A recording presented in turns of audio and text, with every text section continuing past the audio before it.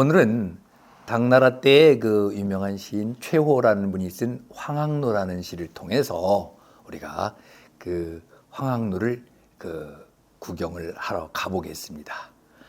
실제로 요즘 코로나로 외국 여행도 어렵고 특히 그 우한 지역은 더군다나 그래서 마음이 쓰이는데 우리는 시공을 초월해서 한번 그 황학로를 구경하러 가보겠습니다.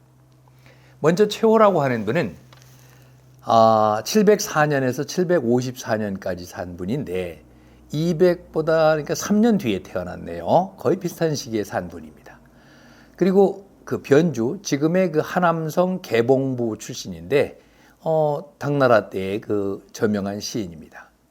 관직은 그 진사를 724년에 이제 급제한 뒤에 사훈원 원외랑까지 지냈는데 뭐 큰 벼슬은 아닙니다. 타고난 성격이 굉장히 강직했고 어려서부터 문학적 재주가 뛰어났다고 그럽니다.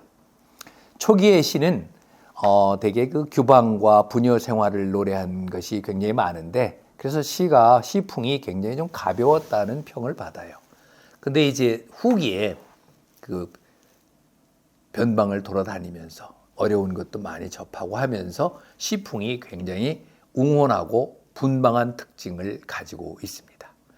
그의 작품 중에서 가장 칭송받고 있는 것이 바로 이 황학로라는 작품입니다. 그래서 우리 황학로를 한번 하나하나 해석을 해보고 그리고 전체적으로 감상을 하도록 하겠습니다. 황학로 석인 이승 황학거하니 차지 공여 황학로라. 황학 일거 불부반이요 백운 천재 공유유라. 청천영력 한양수요 방초처처 앵무주라. 일모 향관 하처시요 연파강상 사인수라.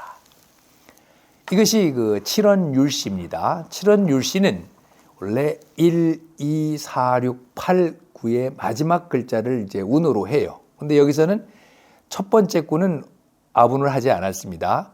2, 4, 6, 8 이렇게 아분을 했는데 두 번째가 황학로 할 때 루, 그리고 공유유 할 때 유, 그 다음에 앵무주 할 때 주, 그리고 마지막에 사인수 할 때 수 이렇게 됩니다. 중국 발음으로는 러, 요, 조, 초 이렇게 해서 오 이런 발음이 되는 그 운자를 썼는데 한번 황학로를 한번 해석을 해보도록 하겠습니다. 먼저 이 황학로는 지금의 그 호북성 무한시, 그러니까 중국 발음으로 우한이라고 그러죠. 우한시 그 무창현 사산에 있는 팔각으로 된 그 누각입니다. 중국의 그 호남성 악양시에 있는 악양루, 그리고 강서성 남창시에 있는 그 등왕각과 더불어서 중국 3대 누각으로 칭해집니다. 삼국시대 오나라의 손권이 군사 목적으로 지었다고 하는데 황학로와 관련해서는 많은 전설이 전해지고 있어요. 그리고 역대로 여러 차례 그 소실되고 중건되고 그랬는데 지금의 황학로는 1981년에 약간 남아있는 것에다가 그 우한시 정부가 이제 계획을 해서 1985년에 완성한 것이 지금 남아있는 황학로입니다. 자, 그러면은 본문을 한번 보겠습니다. 석인 이승 황학거하니. 시를 읽을 때 뭐 잘 아시겠지만 오원시는 둘셋 둘셋 이렇게 음수율이 돼요. 칠언시는 대개 둘둘셋 둘둘셋 뭐 예외가 있을 수 있지만 대부분 그렇습니다. 석인 이승 황학거 이렇게 되는 거죠. 석인은 옛사람인데 석인이 옛사람이 이승 이미 승 탔다. 무엇을? 황학을 타고 떠났다. 그런 거죠. 옛사람은 이미 황학을 타고 떠났고. 근데 여기서 옛사람이 황학을 타고 왔대 보통 사람이 아니죠. 그래서 여기서는 전설 속에서 나타나는 얘기인데 선인을 말합니다. 근데 이 그 전설에 따라서 조금씩 얘기가 달라요. 그래서 그 남제서에서는 그 선인이 황자안이라는 분으로 나오고 또 태평 환우기에는 비문이라고 나오기도 합니다. 그리고 그 전설 얘기도 조금씩 다른데 대표적인 걸 보면은 거기에 이제 신씨라는 분이 주막을 하고 있었는데 어떤 허름한 노인이 와서 이제 뭐 술도 좀 밥도 좀 달라고 그러니까 흔쾌히 이렇게 내줬대요. 근데 1년 동안 그렇게 얻어먹고 지내다가 미안하잖아요. 그러니까 이분이 그 먹다 남은 귤 껍질을 가지고서 벽에다가 내가 선물 하나 주겠다. 학을 하나 딱 그렸으니까 누런 학을 하나 그려놓고서 이 학이 당신 돈 많이 벌어줄 거게 할 거다. 그리고 떠났어요. 근데 손님들이 와서 술을 먹고 손뼉 치면서 노래를 부르면 이 학이 벽에서 내려와서 춤을 추는 거예요. 그래서 그게 유명해져 가지고 이 사람이 돈을 엄청나게 이제 벌었던 모양입니다. 그리고 이제 10년 뒤에 다시 이제 이 사람이 왔어요. 와서 이제 뭐 사례를 하려고 그러니까 이 피리를 쫙 보니까 황학이 딱 내려와요. 그래서 그걸 타고서 유유히 어디로 멀리 떠났다는 전설이 있습니다. 그래서 이제 그분이 너무 고마워서 그 돈도 많이 벌었고 그래서 거기다가 누각을 졌는데 처음에는 신시로라고도 그랬대요. 근데 이제 황학과 관련이 있어서 황학로라는 이런 전설. 조금씩 다 변형된 전설도 있습니다. 자, 그러면은 황학을 타고 떠났어. 그러니까 여기는 차지, 이곳에는, 이 땅에는 공여, 공은 빌공짜도 되지만 덩그러니, 공연히, 부질없이 뭐 이런 게 그저 남아있다. 뭐가 남아있어요? 황학로만 남아있구나. 옛 신선은 황학을 타고서 멀리 떠났고 여기는 그저 황학로만 남아있구나. 황학 일거 불보반이요. 황학은 한번 떠나가고 나니 다시 돌아오지 아니하고 그저 백운 천재 공유유라. 흰 구름만 천재할 때 제자는 그러니까 해 1년을 말하는 겁니다. 그래서 1000년을 말하는 거예요. 1000년 동안 공유유 이것도 그저 부질없이 그저 또 유유히 또 도는구나. 그러니까 여기 이제 전설과 황학루의 그 얘기를 이제 여기서 하고 있어요. 요 3, 4구가 바로 대구가 되는 거죠. 황학과 백운, 뭐 그리고 일거하고 천재, 불부반과 공유유는 이게 이제 대구를 이루는 거예요. 5, 6구 좀 3년을 보겠습니다. 청천영역 한양수요 방초처처 앵무주라. 여기 청은 맑을 청자가 이게 물 맑을 청자는 삼수변인데 날 개일 청자예요. 그러니까 맑은 시냇물이 아니라 맑은 날, 맑게 개인 날 시냇가에는 역력하다. 이게 우리가 분명하다는 거죠. 역력하다 그러잖아요. 뭐가? 한양수, 한양의 나무들이 분명하고 이 한양은 지리 공부를 좀 해야 됩니다. 무한이 원래 3개 도시가 합쳐져서 된 도시입니다. 지금 황학로가 있는 곳이 지금 무안시 무창현이지만 무창이라는 도시가 있었고 그 앞에 장강이 흐르고 있어요. 그 장강 건너편에 있는 도시가 한양입니다. 그리고 또 그 옆에 마주하고 있는 도시가 한커우라고 그러죠. 그래서 무창, 한양, 한커우 이게 이 한구 이걸 3개를 합쳐서 무안시가 된 거예요.